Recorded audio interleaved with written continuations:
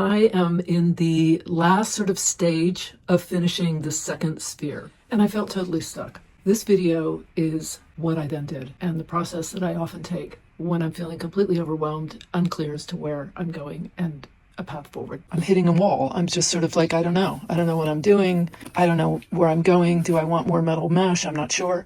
So here's what I decided to do. I thought, that's okay. Take a breath. And then I decided to make a paper template of this area right here. And I'm going to make another one for this area. And I'm going to make another one for this area and here.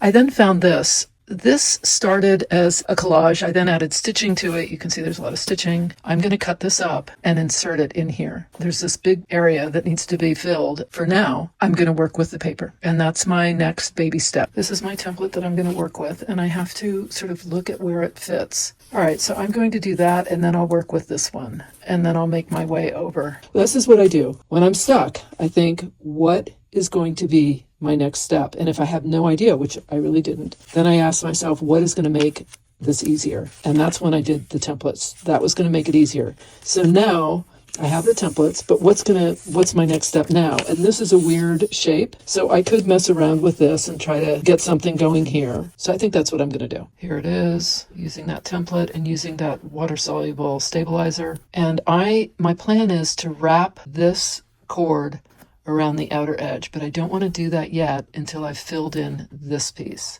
Now, I want to figure out what kind of hand stitching, if anything, I'm going to do on here, and then do it before stitching anything more down. I think what I want to do is add some leaves here. These might be too precious. You know, I think maybe I need something a bit more organic, also maybe smaller. This one is actually the best, I think.